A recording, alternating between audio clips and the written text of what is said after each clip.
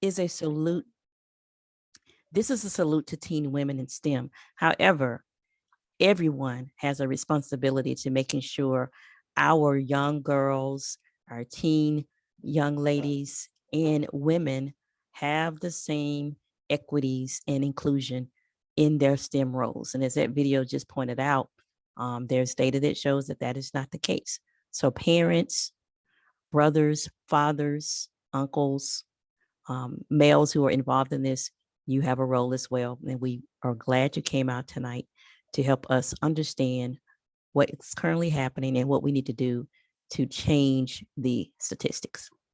All right, so with that, I am going to get us started. My name is Dr. Tony Arnold McFarland. I am the advisor for RTP NSBE Jr. And we're going to have a keynote speaker. We have a couple of things lined up for you tonight to help us dissect this topic and make sure that we do our part in ensuring that women, young girls have the rights and the same opportunities that men have. And thank you for coming out. And we're going to discuss what our role is in changing these statistics.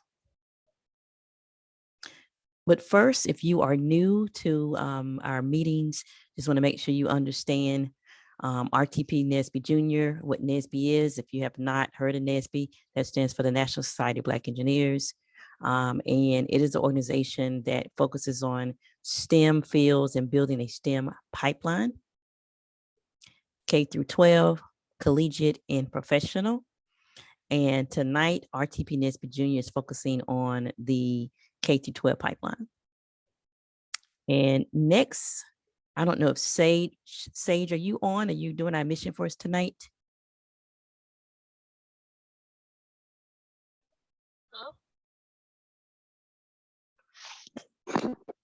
Okay. All right, Sage, are you reading our mission for us tonight? Do you hear them? Yes, we can hear Sage.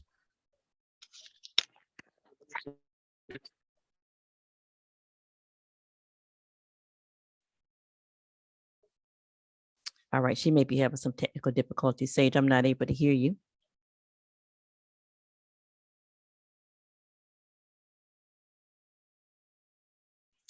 All right, I'll just go ahead and do it. The NSBE mission is to increase the number of culturally responsible Black engineers who excel academically, succeed professionally, and positively impact the community. And Sage, if you're there, I know you're gonna come back and talk later. But anyway, just want everybody to understand, we're focusing on tonight on excelling academically and making sure that our students, males and females, understand their capabilities and their role in science. But to get us inspired with that, we do have a guest speaker tonight. Her name is Kailyn Coleman. And Kailyn is a college student at Meredith College. She's a mathematics major. She's minoring in public health and data science. She was actually our first president of RTP NSBE Jr. We're glad that she's been able to come back and speak with us for a few minutes on her journey and who inspires her in STEM, and to just tell us a little bit about how she has continued to stay encouraged and some of the challenges that she has had as a female. So Kailyn, with that, I'm going to turn it over to you. I don't know if you have something to share, if you just want to talk freely, but I'm going to stop sharing now and turn it over to you. Okay, thank you, Miss Tony. Thank you for inviting me tonight. I'm going to go ahead and, oh, Miss Tony, is it okay if we could change the options? There you go. Thank you. Okay.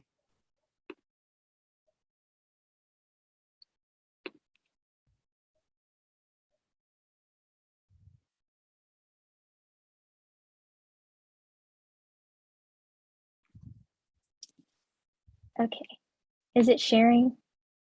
Not yet. Try it one more time. Okay.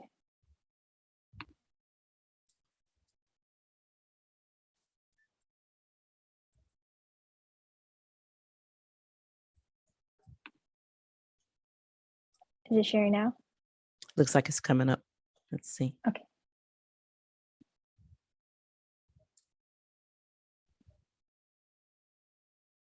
No, I don't see it. If you want, you can just email it to me if it's Okay.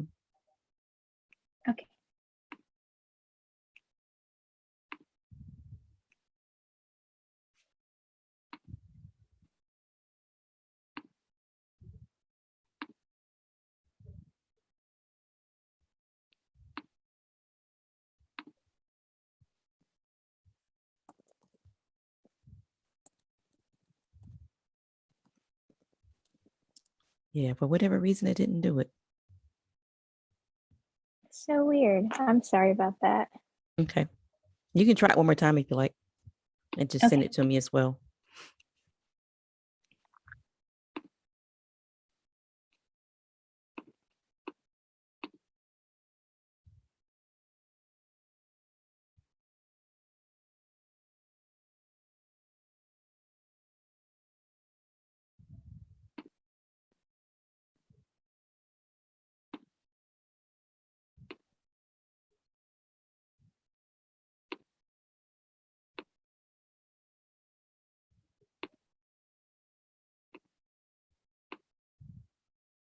I tell you what, Kailyn, why don't you send that to me in an email?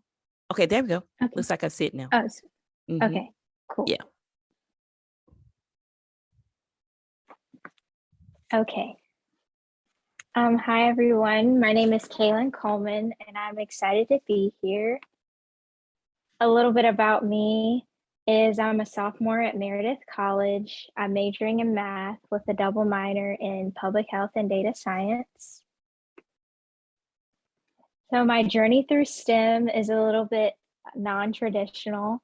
I took my interest in STEM in middle school, and I realized I loved engineering and healthcare, which led me to biomedical engineering.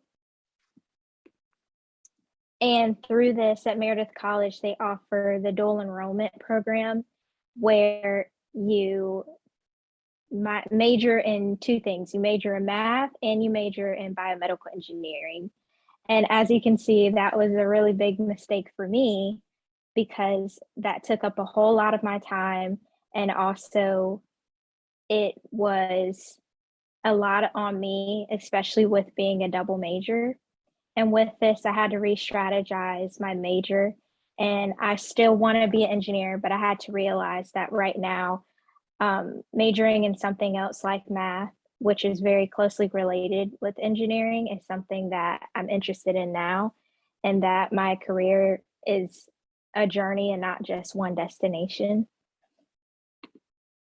And my inspiration is my mom, because she works in healthcare. She's worked in healthcare for over 20 years. And she encourages me to have an open mind. And also, biomedical engineering was something that I really loved. And she encouraged me to get into that.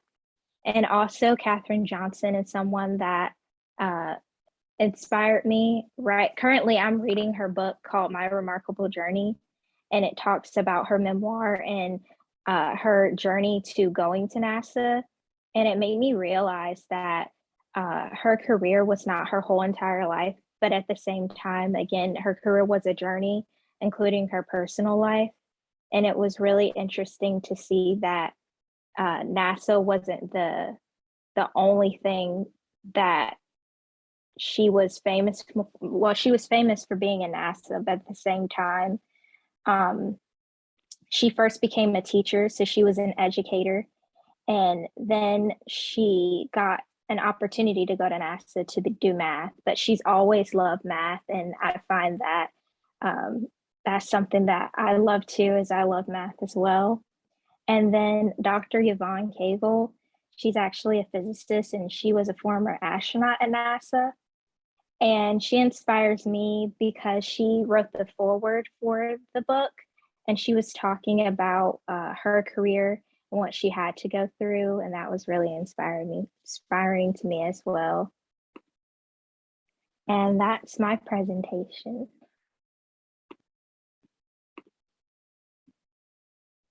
All right. Thank you, Kailyn. Thank So you. I'll just ask real quick, does anyone have any questions for Kailyn? Any questions from anyone regarding her journey in STEM so far and anything? I'll just see if there's a couple of questions.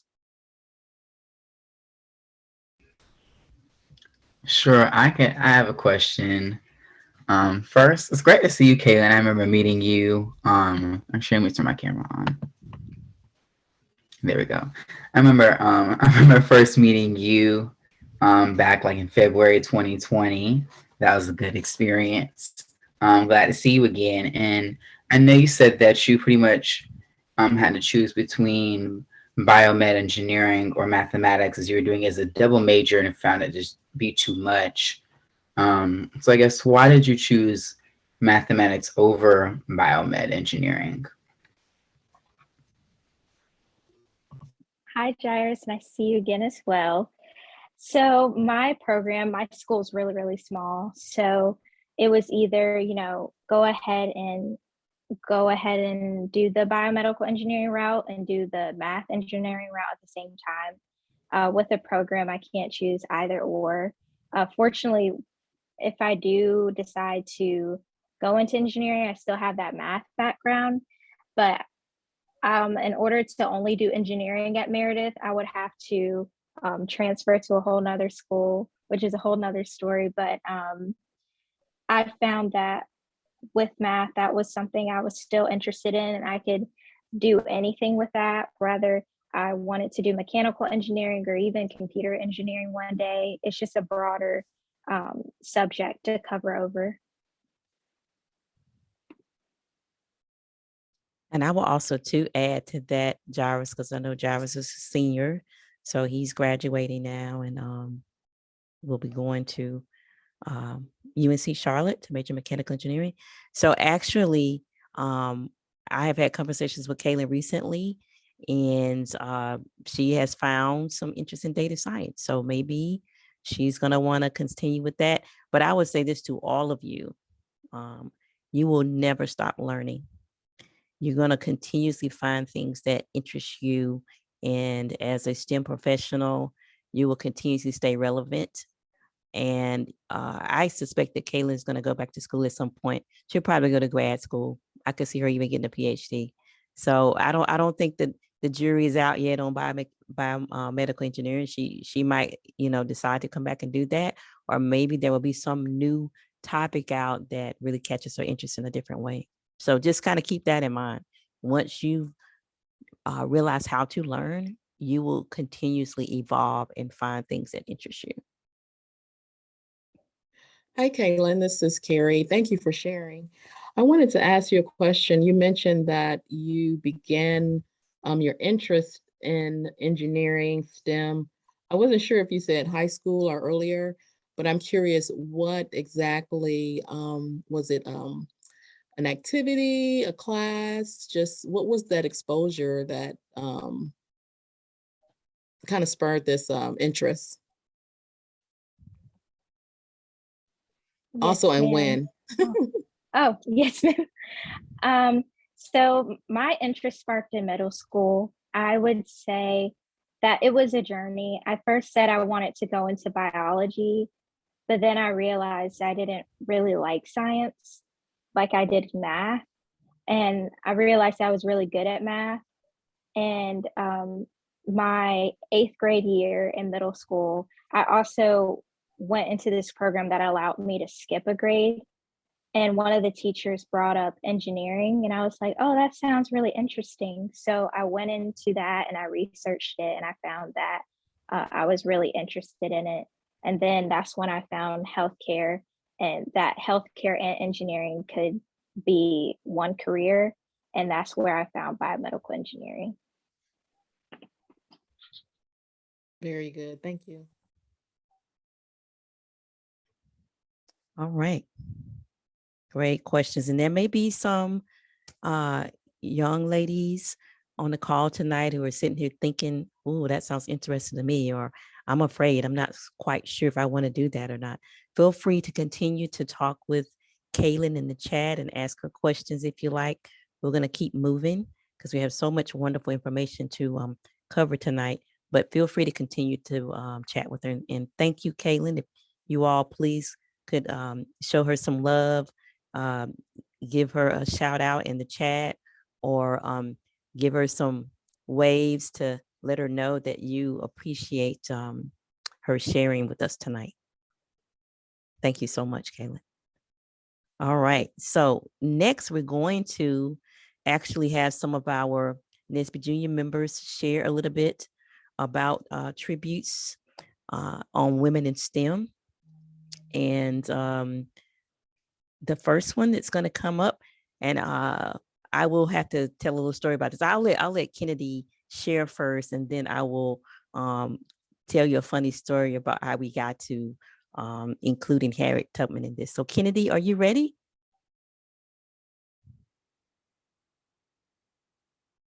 And if you're not, we can come back to you. You might be on mute.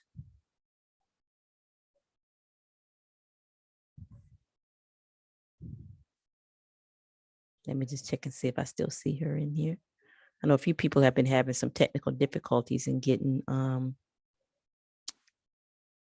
knocked out of the call. All right, she may have had some difficulty. She was in, but maybe she got knocked out. So we'll come back to Kennedy in a moment. I'm gonna go on to share Winstead. So share, I'm sorry, Sage. Sage, are you ready to talk about Dr. Mae Jemison? Yep. All righty. So you just want me to like say some facts about her? Yes, let's go ahead and tell us, what did you study? Why did you like Dr. Mae Jemison? First of all, why did you choose Dr. Mae Jemison? I like that she was an astronaut, and I also liked her haircut. Okay. And I also know that you actually got to hear her speak in person. I was there with you, and that was amazing, wasn't it? Yep. Did she say anything that inspired you? I know you've been a part of the Visionaries, which is a Lego League, first Lego League team, and you participated in that. You've done that for 2 seasons. Did she say anything that made STEM and the topics of science, technology, engineering, math more interesting or exciting to you?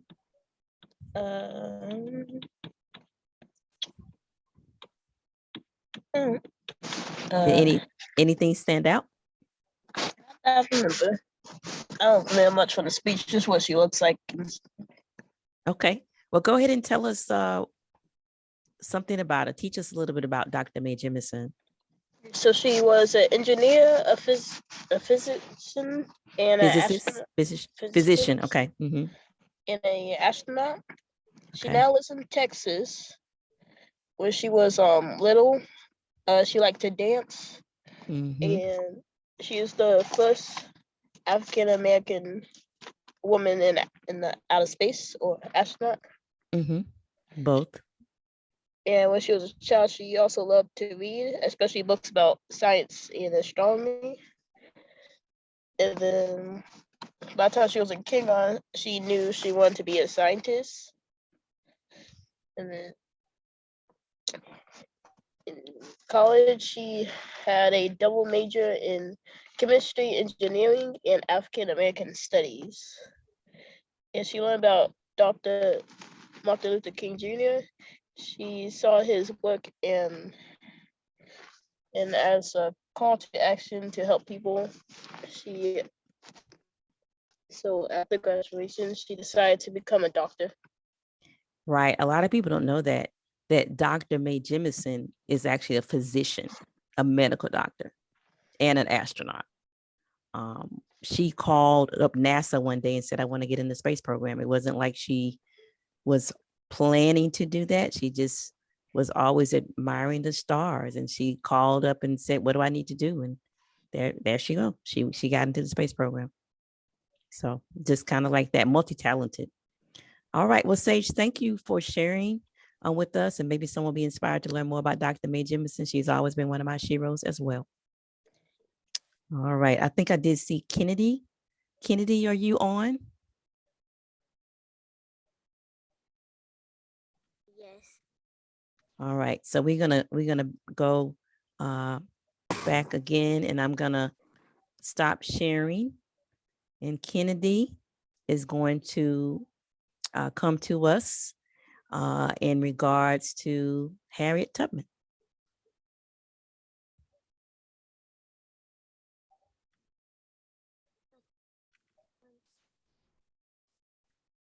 And if you want to, I don't know if you're sharing your screen or you're on camera.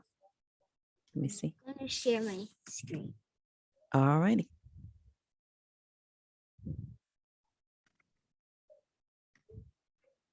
And while she's doing that, everybody please let Sage know we appreciate her, and wonderful work, Sage.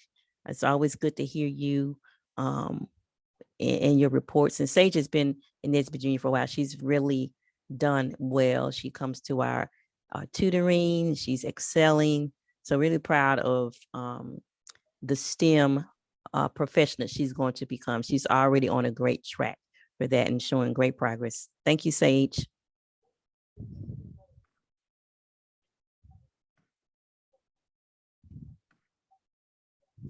Okay. Okay. So I am Harriet Tubman, and I think Harriet Tubman is an inventor because she invented the Underground Railroad. And I think that it's cool because these are the codes that she invented. So some people don't think she's an engineer, but these are the reasons why I think she's an engineer. So our codes that I have are, first codes I have are the flying geese code. The second one that I have is the North Star code. And the third one is the Crossroads code. And the fourth one is the Monkey Wrench code. And then the fifth one is Drunkard's Path. And then the sixth one is Black Eyed Peas.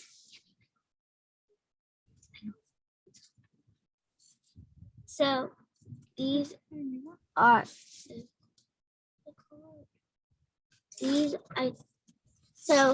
I think these are important because the flying geese means that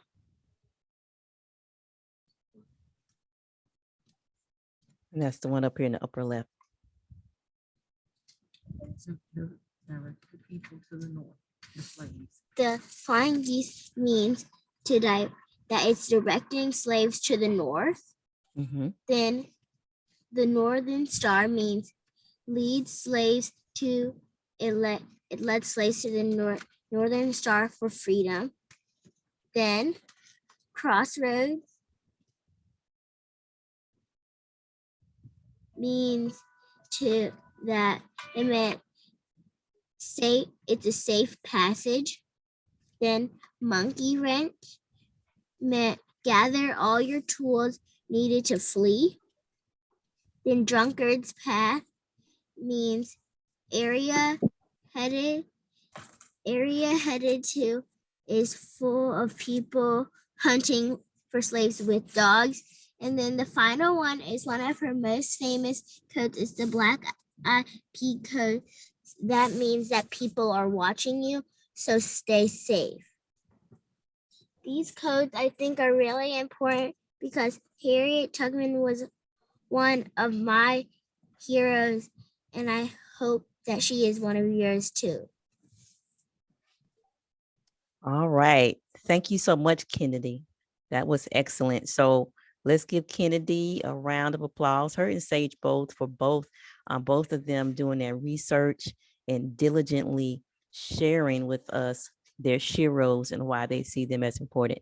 Now, I will say, when I first asked Kennedy for Black History Month, she shared that, and I was like, oh, let me help you find, some, a female inventor, a woman of color. And she was very adamant, no, it's going to be Harriet Tubman.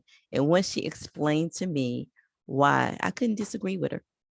I mean, what Harriet Tubman was doing, um, it may not be a tangible invention or a scientific invention as we may think of traditionally, but she is doing what we would call operations management. A number of us on the call have worked in operations, so she was basically calling the shots. She had a 100% outcome. None of her passengers were harmed. So she had a 100% quality rate. And then she also was a project manager, and she was managing the different tasks and things that had to happen by a certain time. So she was a process professional. And then she actually had to come up with some codes that would not be hacked by, those who were trying to put them back in slavery. So she actually had to hack the social justice system at the time, which was not really existing for her, in order to get to freedom. So I vote for her being an inventor. So I appreciate Kennedy for making that argument and explaining it so eloquently. Awesome. All right. So up next, we're going to move into our panel discussion. And let me go ahead and share my screen again so we can get these young ladies up. And as I do that, and anyone on the call, if you have a shero in STEM that you want to just drop in the chat that you think we should share, feel free to put that information in the chat. Even the panelists, I know you sent me some, you can drop those in the chat and we'll save the chat if you have a link that you want to share. It's just so many, it's really hard to fit it all in a 1 hour, 1.5 hour program. So feel free to go ahead and just put that in the chat so we can have that with others. But I'm gonna now introduce our panelists for tonight. And these young ladies are on a trajectory of STEM. And I want you all, parents, students, male and female, to ask them questions and understand their journey so that we can all benefit and help others. Lauren Lascano, Imani Iziogu, Breland McDonald, Archie Majan, and Shreya Matana. So Lauren, Imani, and Breland are from RTP NSBE Jr. And I have been working with them for a number of years, a few years now. They have all participated in scientific research for RTP NSBE Jr. Or participated in other activities. And also we do a lot of partnering with Cortechs Robotics. So I thought it'd be great to also include Archie and Shreya, who are coming to us today from Cortechs Robotics. So ladies, if you want to come on camera, I don't know that you all are able to, but if you can come on camera at this time. And I'm gonna ask Jairus, who's our president of RTP NSBE Jr., to get ready. And we're gonna have him facilitate some questions that he's come up with to ask this panel. We wanna understand, how they have gotten as far as they have. A number of young ladies may be sitting there afraid of math or feeling like, guys are doing better than them. This is not for them. But you all have truly defied that, and you are changing the statistics. The statistics say that if a female has not connected with STEM by middle school, there's a good chance that she's not going to continue to do it. She's going to disconnect from it, and she would probably never continue and consider going to a STEM profession. But you all have bypassed that. You have gone beyond that. So the likelihood of you all doing it is high, and I believe in you all. So I know you're going to do great. So with that, I'm going to ask Jairus if he wants to go ahead and get us ready for some questions. Are you there, Jairus? Yes, I am. And so first, I'll just ask everyone, it doesn't really matter where you go in, just again, just say your name, what your school is, I guess whether you're a junior or senior, what grade you're in, and then whatever STEM field that you're interested in, just to get a basis. You want to kick us off, your money? Sure. So my name is Imani Eziogu. I am 14 years old and I'm in 9th grade. I attend Odyssey Charter School in Wilmington, Delaware. and I am interested in going into software engineering or biomedical engineering. All right, Lauren. Hi, I'm Lauren Lascano. I go to Heritage High School and I'm currently a senior. And I also want to do software engineering and want to pursue a computer science major. All right, Breland. Hi, my name is Breland McDonald. I attend Wake Early College of Health and Science in Raleigh, North Carolina. I am a junior, and I'm interested in going into medicine. I'm not sure which pathway I'm going to take yet. Archie. Hi, my name is Archie Mahajan. I'm a junior at Raleigh Charter High School. And like Miss McFarland mentioned, I'm on Cortechs Robotics, and I've been helping NSBE out with some of their programs. I'm mainly interested in engineering, computer science, and oceanography. Wonderful. And Shreya is kind of a special panelist here. I'll let her go ahead and introduce herself as well. Go ahead, Shreya. Hi, my name is Shreya. I'm a freshman at Stanford, and like Archie, I was also on Cortechs Robotics, so I got to work closely with Ms. McFarland and NSBE, and currently I'm thinking of majoring in computer science on either like biocomputation track or like artificial intelligence. Right, and Shreya is actually in college, so so she's kind of giving us a little bit further perspective. And Kailyn, if you want to join in as well, you can definitely chime in on some of these questions. All right, so Jairus, I'm going to turn it back over to you. All right, sounds great. So first, what was your introduction to the STEM worlds? What person, thing, or maybe event kind of influenced your interest in STEM? Was it a school activity? Was it a specific person in your life?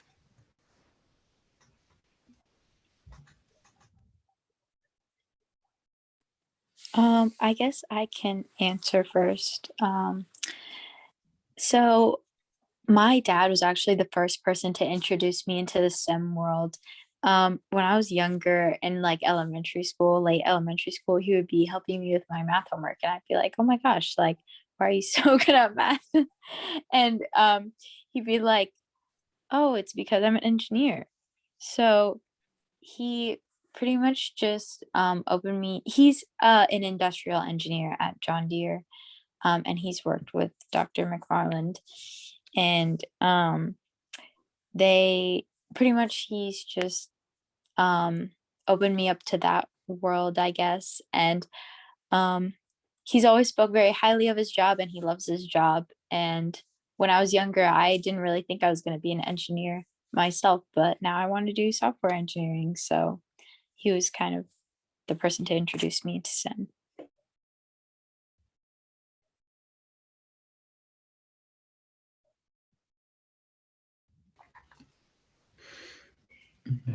Does anybody else want to answer that one?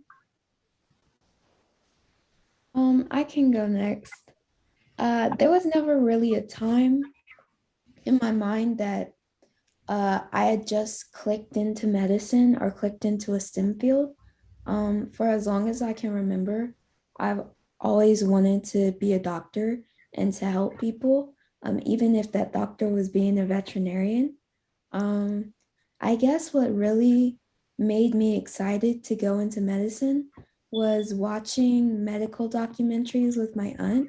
I have so many memories of us just hanging out and looking at these crazy cases of just, hospital cases in real life that doctors have real stories about. And I've always been so interested in that. So that's my story. I think I got interested in STEM through like a lot of like hands-on activities. Like I think I remember in like middle school and like the end of elementary school, like we'd have stuff as a class where we'd be able to like build like rubber band cars, and then like that kind of got me interested in robotics. And I think the hands-on aspect and being able to kind of like apply things from school really, really interested me. And like the same thing with computer science, where I was able to kind of apply math and like physics, and it kind of made sense why I was learning what I was learning in the classroom. So that really excited me about STEM. Yeah, so I was first introduced to STEM through an organization called FIRST, which hosts robotics competitions for students of all ages. So Cortechs Robotics, the team that I'm on right now, we participate in the FIRST robotics competition. And I always knew that I was kind of interested in STEM because I joined FIRST at a pretty young age. But I had like a pretty broad range of interests, and I didn't know specifically where in STEM I wanted to go, and I still don't know. But I think these past couple of years on Cortechs has kind of helped me see like the versatility of STEM. So on Cortechs, I'm the director of outreach. So I've been working with, a lot of organizations in the local area, and I get to, work with students and people one-on-one, which has allowed me to see like, oh, I can take these concepts that I've learned and I can use it to help students, and like working with people one-on-one, I think has given me a new appreciation for STEM and how it can be used to help others. For me, I would say I've always been interested in STEM from a time when I was little. I've always loved science classes from when I was in elementary school. I always loved doing hands-on experiments and learning how things work. My mom would always take my brother and I to the library when we were little to pick out books about technology and engineering. I remember I was learning about Scratch from books from the library, and that just piqued my interest even more. Um, and just I love learning about biology, things like that, and I've just been interested recently in computers, like coding. That's why I'm interested in going into software engineering, as well as biomedical engineering, because I want to have the medical component of that. But yeah. Yeah, that's great. Lots of different, I guess just different ways of getting into engineering. It's not, or just getting into STEM in general. It's not one set path or way to get in.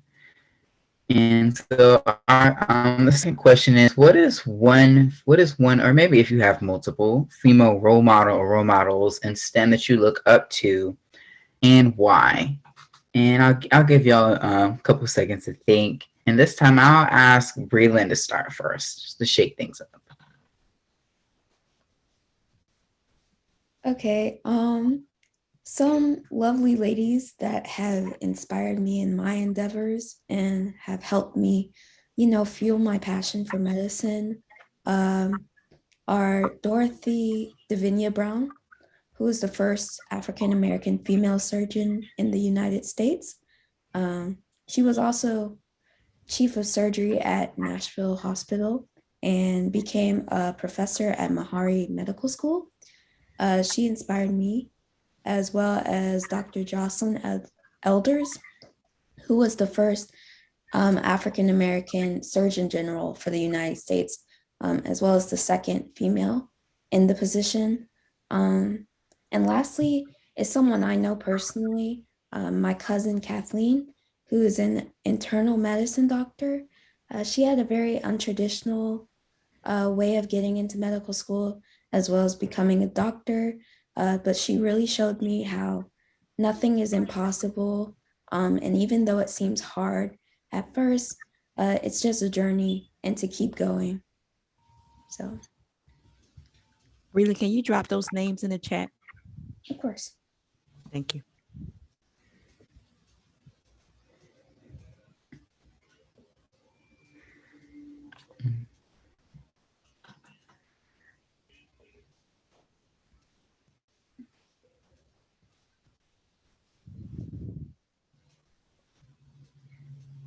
Did anyone else want to share their sheroes in STEM? Sure, I can share. So someone that inspires me is a woman named Ellen Ochoa, and she was the first Hispanic director and second female director of the NASA Johnson Space Center. And I feel like women like her just show that goals like that can be attainable for women of color. And I think that's really I think that's just really important to just be able to see in leaders. And I actually shared that on the screen. I happen to have what you put together in a presentation last year on Hispanic inventors and scientists. So I just put it up on the screen for people to see.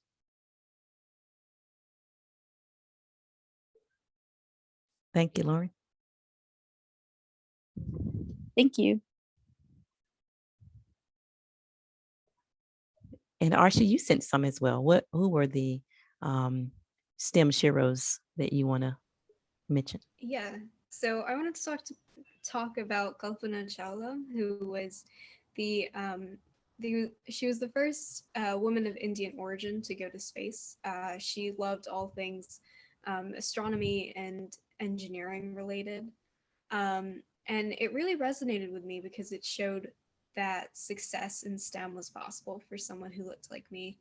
Another impactful woman who I learned about, this was actually biology freshman year, was Henrietta Lacks. So she was a Black woman who tragically passed away in 1951 due to cervical cancer. And prior to her death, she went to the hospital, one of the few hospitals for Black women at that time. And a sample of her cells was actually given to a researcher without her knowledge or consent. And that researcher found that her cells reproduced at a very fast rate, which it caused them to essentially be immortal.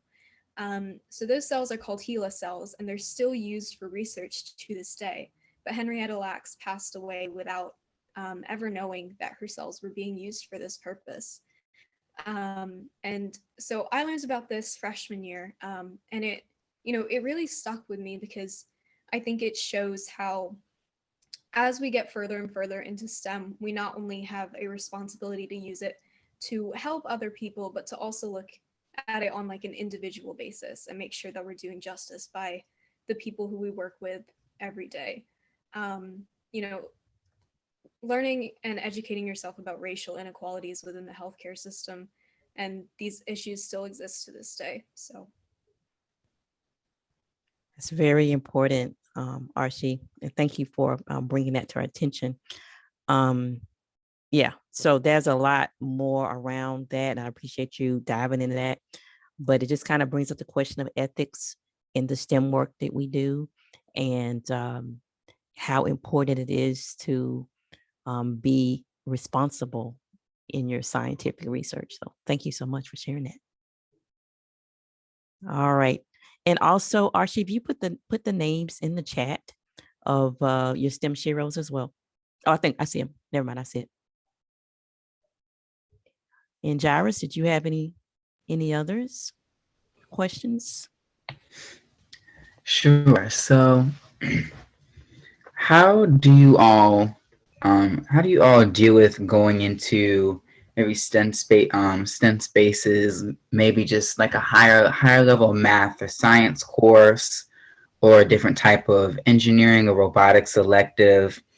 Maybe as one of few girls, maybe even a situation where you're the only girl in the classroom. I guess, how do you deal with the pressure that can come from that type of situation?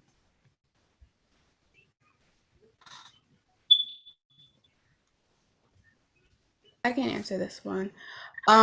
So I feel like when I'm going to any setting, any STEM setting specifically, that I feel like I'm the only girl there, it's hard to not to think of myself as a representative for girls alike. I feel like you just have to remember that you're there for a reason. Just because the room may be filled with boys and then you may be the only girl, you're there for a reason. You have that interest, and that's great that you have that interest, and there's no reason why there shouldn't be more girls in a setting like that. And just to make sure you keep your head down and your focus on whatever you need to do, and just don't get intimidated. I remember maybe me growing up in certain programs that I would be put in STEM programs. I knew I was interested in them, and I would go in so excited to learn. But then you would sit down and look around, and sometimes there would be more boys than girls. But you just have to remember, I like the same things that they may like, and I'm there for a reason, and there's no reason why I shouldn't be placed in this setting. So I feel like you have to, I don't know how to really explain it, but yeah. I can go as well. I have been very, very fortunate to grow up with very successful and very driven women throughout my entire life. Um, I've also grown up with the mindset that in probably wherever I work, unless it was a female dominated field like teaching or nurturing, something like that, that I would be in a workplace with many men, as well as many white men. So I've always just had that mindset that even though I will be probably the minority in most situations, to keep my head forward and to keep that mindset, like Imani said, that I'm supposed to be there, as well as not being intimidated, but also knowing when to speak up, and not to fall below the crowd just because I'm scared of a few men. Good. You ladies are dropping some serious knowledge here. Great. All righty.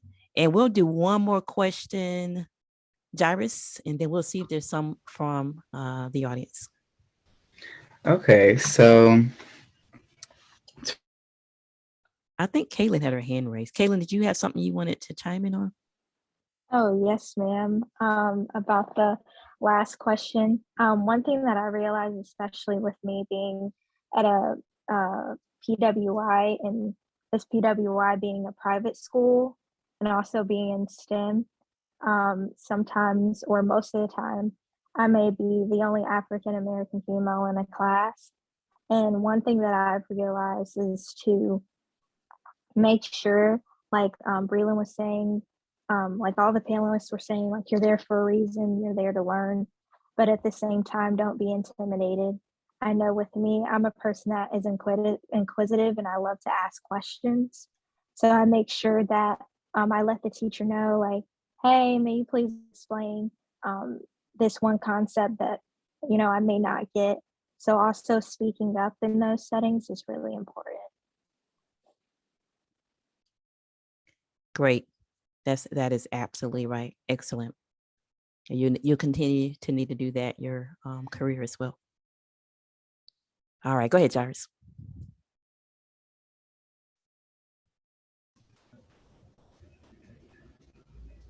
oh, do you want me to ask another question? Oh, Yeah, did you have one final question? oh, okay. Yeah. Okay, so final question. What are some practical steps that you can do or are you already doing to work with, towards your dreams of becoming a scientist or engineer? And I mean, I know I've heard a little bit of it already, but if you want to elaborate more on it.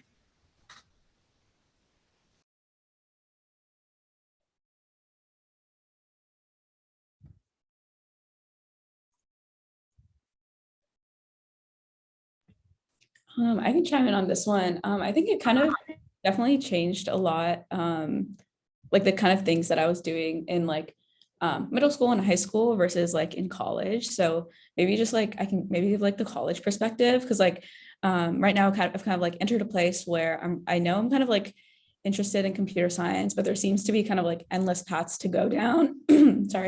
Go down, and it can be like really, really confusing because like there's like a billion different tracks in computer science. Oh, but then there's engineering. Oh, but then there's like bioengineering. And I think I heard a lot of you also had like really, really diverse interests. So sometimes it can be like hard to navigate that. And then also kind of having the added pressure of being a woman and trying to like gain technical skills and be like competent in a certain field. And so I think I've talked to a lot of like upperclassmen about this, trying to like kind of like navigate the opportunities and figure out like which direction to head in.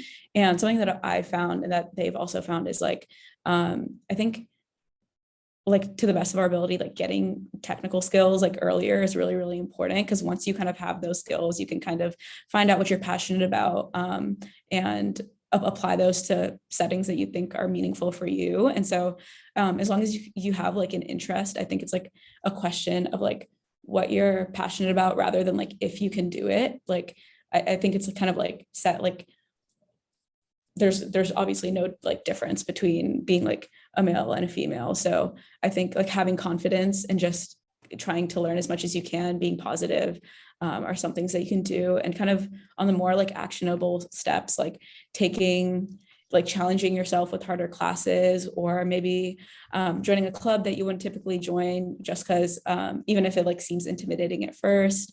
And then also like reaching out to older women or people who you think are role models, because like more likely than not, they would love to kind of talk to you, and they've been in your position before. So they probably have like a lot of insights and can relate to you.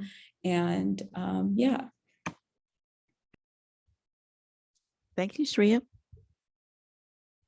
And I know there's some people who just joined. So we're having a salute to our teen women in STEM from RTP NSBE Jr. and Cortechs. And we also have several, we have 2 college young ladies with us, Shreya Montana and Kailyn Coleman, all sharing their insights on how they have actually gone beyond the vulnerable point, which is middle school. And that's usually when girls who may have had an interest in STEM, if they don't connect with it by the time they get to middle school, the statistics say that they will likely not do it. And they have already changed that. And they are sharing their insights on how they are changing these statistics. So we do have a little bit of time left. I want to wrap us up and keep us on track. I'll just see right now, are there any questions from our listeners? I'll check the chat and see if there's any questions here for our panelists. And if you have some, you can just come off of mute and ask it, or drop it in the chat. Parents, I don't you have got a any question. Sure, go ahead. But I have a comment. Mhm. Thank you so much for having this. The young ladies have been awesome. And today I have a 9-year-old, soon to be 10-year-old, and I was showing her some of this. I don't know where she's going to fall in the STEM. Sometimes she's into it, sometimes she's not. So, but thank you so much for sharing. I was going to ask the question about, and I know that your STEM career has not really gone far yet. But I was going to ask if you had any obstacles, but it already sounds like you guys have had some and you've overcome them. I was just listening and amazed that it's been some 30 plus years since I've been in high school and elementary, and even in college. And I was the only female in a lot of my classes. I'm a mechanical engineer. So to hear you all saying that now, I am still amazed with that number. I was thinking that we would have a few more by now, but I'll just ask that you guys continue to do what you do, continue to be a role model, and maybe you will be able to draw more females into the field. So thank you. Thank you, Carrie. I do have a couple other coworkers on who are females who work in engineering, and I'm going to ask them. So Carrie works with me at John Deere. We both been there 24 plus years, and yeah, it is definitely what you're experiencing now. You're going to continue to be the lonely only at times, and you all have the right mindset, competence. I'll say it this way. I heard a pastor say this recently, so I'm going to borrow it. But competence gives you confidence. So make sure you are studying. You're not afraid to ask questions. You are inquisitive. Yes, sometimes we feel like we have to do more to get the same level of respect or confidence in our work.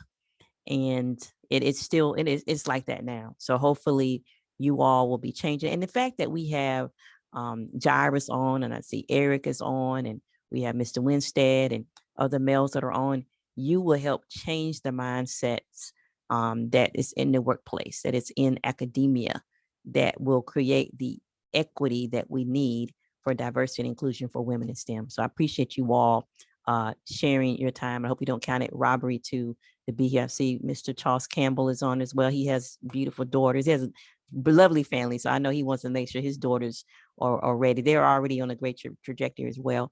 to be able to succeed in this field. So at this time, I'm going to switch gears just a little bit. If you all would please give our panelists a round of applause and thank them for their time. And even Shreya is at Stanford University. She's on a whole nother time zone.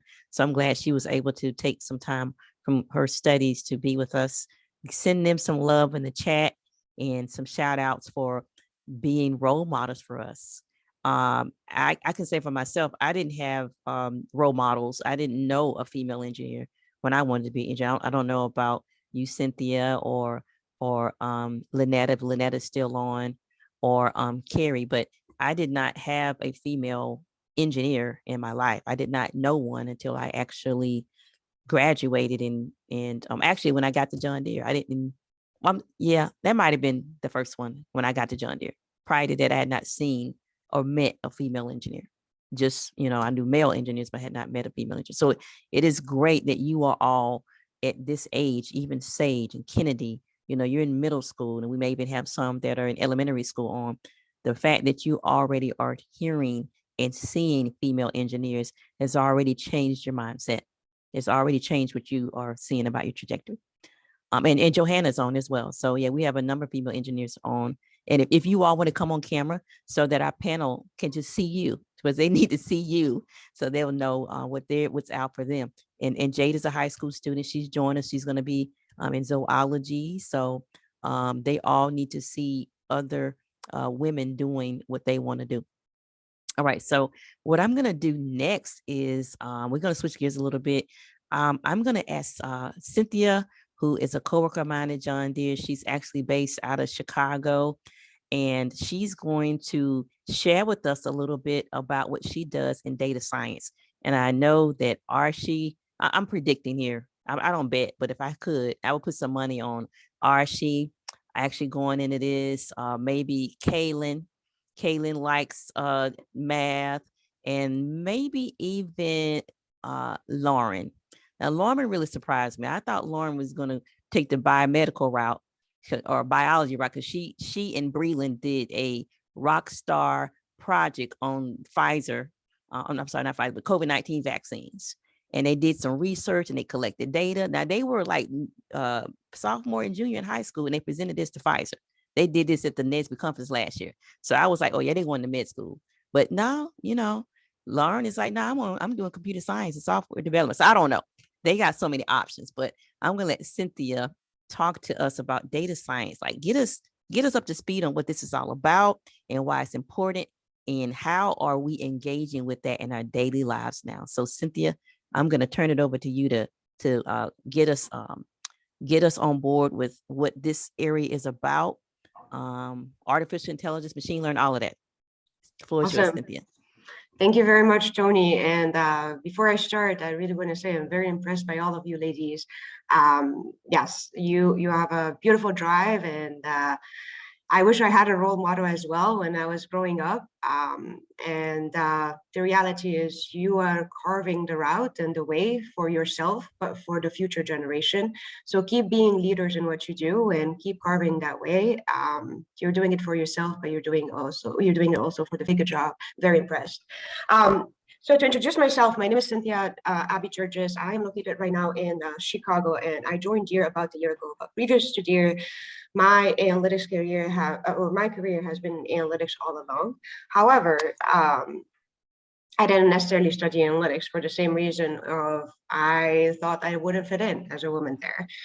It actually intimidated me, and I did not do my analytics career. However, I pivoted right away.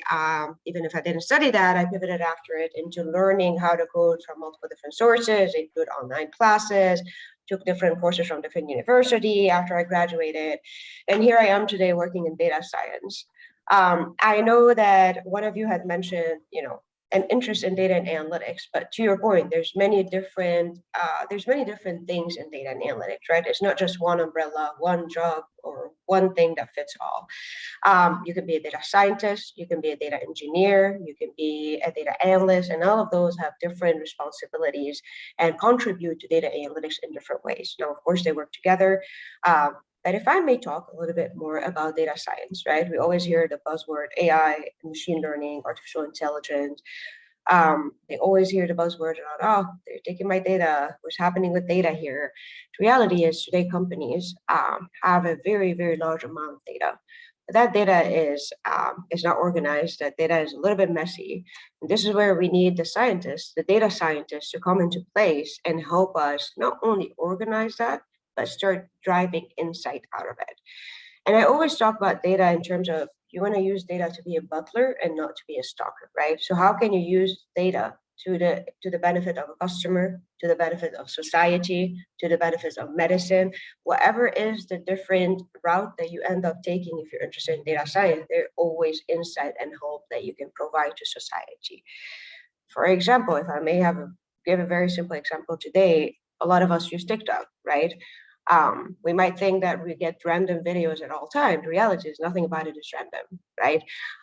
This is being the video that you see or the content that you see has been targeted for you. There's a machine learning model in the back end that says this is the right content for the right person at the right time. But the way the machine learning model does that is by gathering a lot of your information that you're giving without necessarily realizing. Whatever you like, whatever you share, whatever you watch fully a video, the algorithm is analyzing that and suggesting and putting other videos that are similar to that in front of you. This is why when there's a popular sound, you keep seeing videos around the popular sound on and on and on, but your friend might not see the exact same videos. It just depends on how you engage with those videos, on what you're doing with them. That's a perfect example of we might not know that we might know this is just random videos on your For You page, but the reality is it is data science. There's data scientists on the back end creating and optimizing those models all the time to increase the likelihood of us clicking on those videos, watching it for a longer time. That's an example of how machine learning is used today. There's other example outside of social media of how machine learning is used today. And a perfect example is the medical field is starting to engage and invest heavily in machine learning. There's data scientists creating models that can help uncover or diagnose a certain illness. There's only so much that the human mind can comprehend and can retain at the same time. This is why machine learning is here to complement that. Machine learning today will be helping diagnose things like cancer, diagnose things like, diagnose illnesses that are not necessarily easy to recognize, but when you put all the different symptoms into a model, it can help sort out what is it that's happening with the patient. My point is there's multiple different ways that it's being used and multiple different ways around us. So sometimes we realize it and sometimes we don't. That is happening on Netflix as well. You're like, when they recommend the shows to you, it's not randomly being recommended. It's not because those are the most popular shows right now, but it's also being based on your history of what you watch, your history of how long you watch a movie, how many times you've watched similar movies. Then the recommendation will be changing on the fly. So that's a little bit about machine learning and artificial intelligence that right now, honestly, is everywhere. Most things today are powered by artificial intelligence. And it's data scientists, data scientists like us, and that are enabling this and helping solve big problems or helping entertain, just like TikTok and Netflix. So if you want to study data science, it is definitely a very satisfying field at the end of it. You feel like you're contributing. You feel like there's a lot of insight that you're helping uncover that truthfully no one knew that there's that insight, right? You're uncovering that from the data. And again, it's a field that can be applied. It's basically, if you study data science, you can apply it in multiple different industries, whether it's on agriculture, it's in medicine, it's in social media, and tech. You get to choose where, but you learn the techniques. All right. Thank you so much, Cynthia. Do we have any questions for her? Anyone about this field and any questions for anyone? I think Kailyn has her hand up. Kailyn, you can go ahead. I have a question about, personally for me, I just started getting interested into data science. Mm-hmm. And right now I'm looking at internships centered around that. But a lot of the descriptions do say that you need computer science experience. And I have a little bit of experience in it, but not a lot. So I just wanted to know what other like alternative internships could I look at to at least get some experience in data science?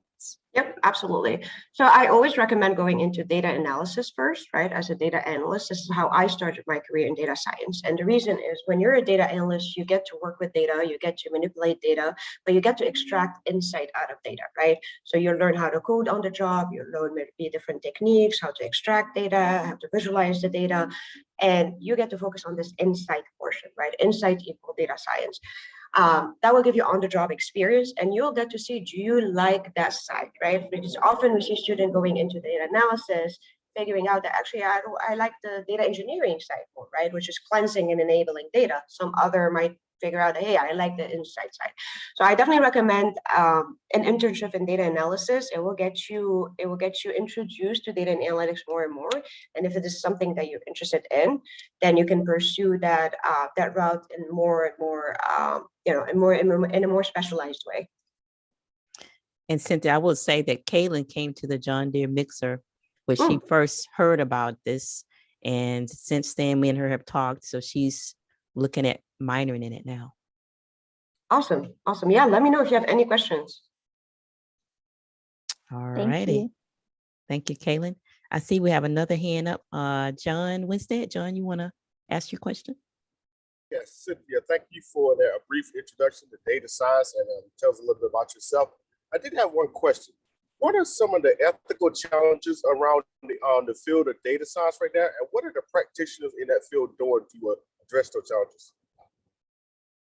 I'm sorry, say that again? Yeah, what are the challenges, the ethical challenges in the field of data science? And what are you guys doing to address those challenges? Yeah.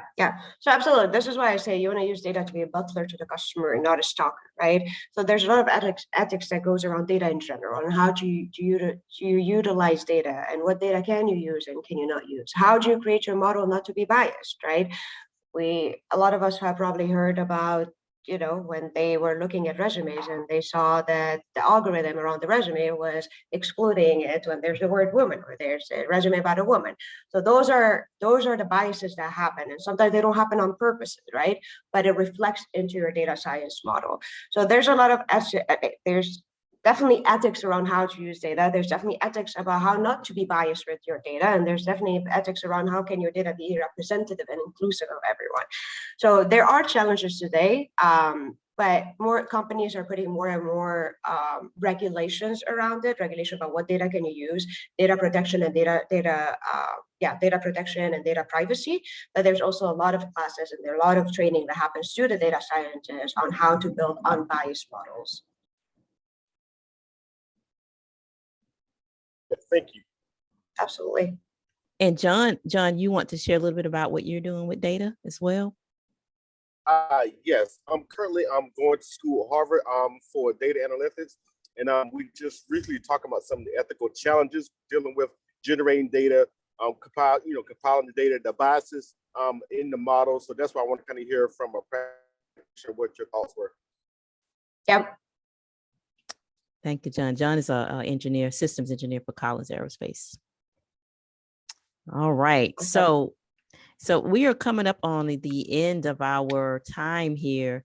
And I know we have a couple other female engineers. I just want to give you a chance if you have some advice that you can offer anyone on the call today, our girls interested in STEM, our teens, getting ready to go into college, and those who are in college. Do any of you, Lynetta or Johanna or Carrie, anything you want to share, some advice? Or Cynthia?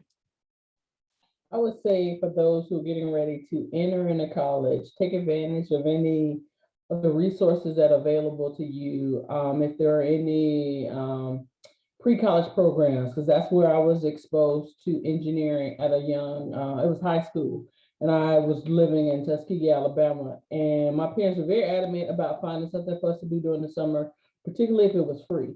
And that was my very first exposure to engineering, was with some of their pre-college programs. And that was my first foray into engineering. I already liked math and science, but that's what made me decide I wanted to major in engineering. So if you have any resources like that, take advantage of it. And I know a lot of things are virtual, and I know the resources you all have now far outweigh what I had 30 plus years ago, but definitely take advantage of that. Career counselors that are there, just use all the resources. And you're already part of NSBE Jr, and this is an excellent resource. And feel free to reach out to any of us, particularly if there was something that we may have said or something you think we can help. I work in clinical research, so I moved into a completely different field, but majoring in any of the STEM fields gives you such a broad stroke to go into any field. I moved from telecommunications into clinical research, so the doors are wide open, and you just have to go put your foot in and just come on in. And Johanna, tell them what you majored in. I majored in electrical engineering at the Tennessee State University. Thank you. And as you can see, she's an electrical engineer and she's doing clinical research. So once you get those wheels turning, you can learn anything. I probably won't fly a plane, but I think I can do quite a bit. So yeah, you get those skills and they're transferable. That's what the recruiter told me when he found me on LinkedIn. And I was like, are you sure? I thought I was being punked. He was like, no, I think you'd be a good fit. And June will be 4 years. So apparently so. Awesome. All right. Thank you. Thank you, TSU Tiger. John sent you a shout out from Aggie. All right, Lynetta, do you want to share anything? Yeah. So one of the things that I kind of caught myself up with in college is I was focused so much on the technical aspects of becoming an engineer, and even coming into the workplace, I wanted to make sure that I was always on top of my engineering knowledge. And it's with being an engineer, you don't solve problems by yourself. So it's very important to not underestimate the importance of those soft skills. And what I mean by soft skills is learning how to be a good communicator and work well with others, because teamwork makes the dream work. That's the slogan that you'll hear throughout life and is very relevant in the workplace as well.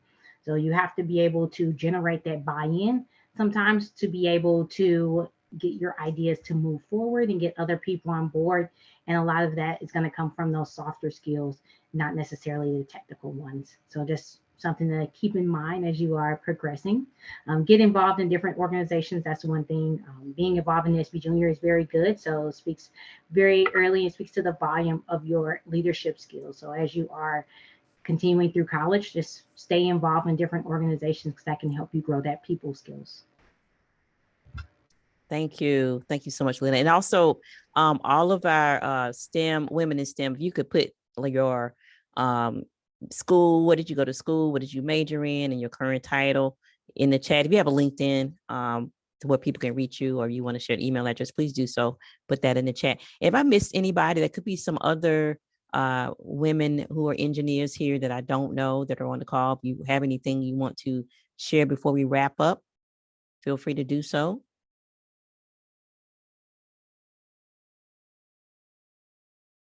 Okay, now I'm going to go to the gentleman. What did you think about this? Anything that you gleaned from tonight, or anything you want to take back to your daughter, niece, someone who has a young lady interested in STEM? Anything you want to share for other men?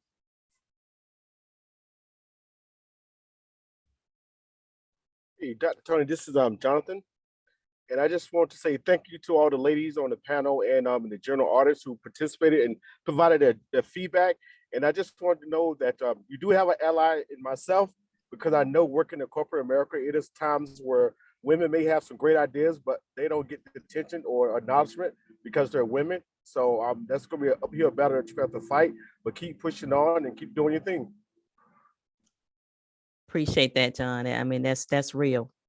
So it's good. And as I would just say this to Jairus, Eric, all of the guys on the call, it is good to let females know that you are their ally. Just to hear that's helpful, to show that and to let them know that you are ally for them, because we're navigating this. We don't always know who we can trust or who we can go to, but it's just good if you verbalize that or let them know, or, you know, when you see something going right, you say something, you speak up on their behalf, or you let them know, you know, that you are there to support them however you see fit. So that's wonderful when you have that. All right.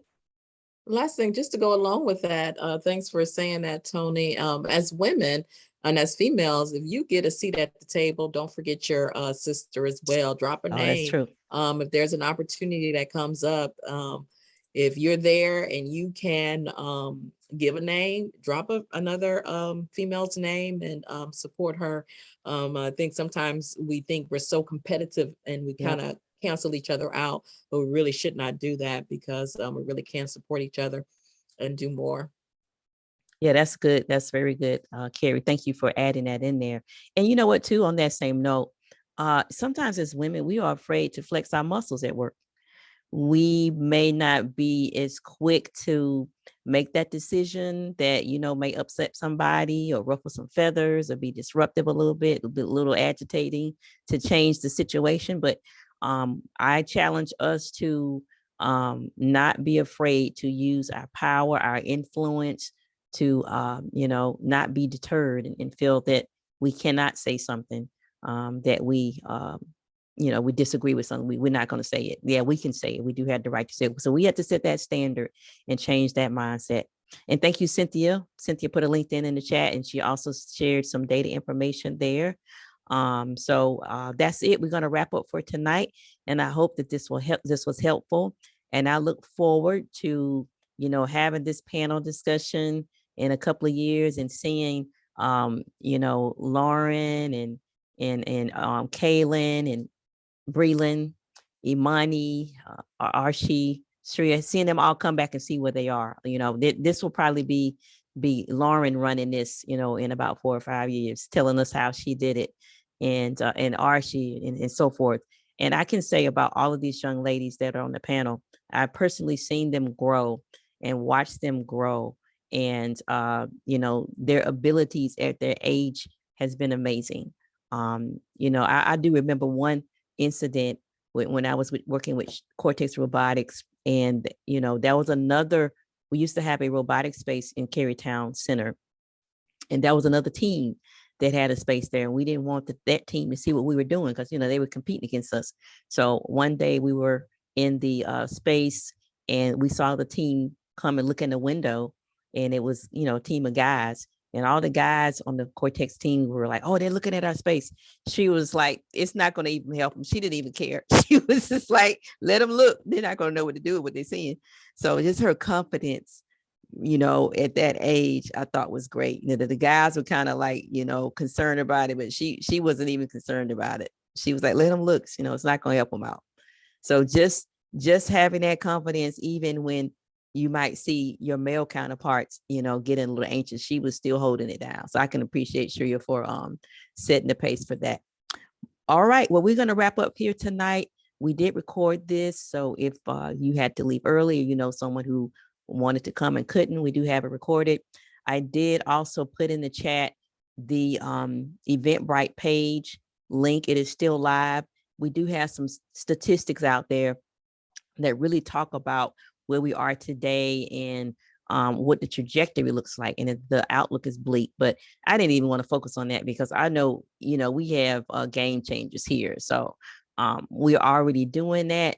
And just the enthusiasm here tonight makes me feel good about what's going to happen in the future. So with that, we're going to close out, and I appreciate you coming, and we hope to talk with you soon. Have a great evening.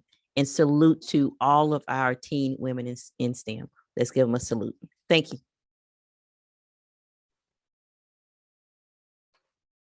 Thank you. Good night. All right.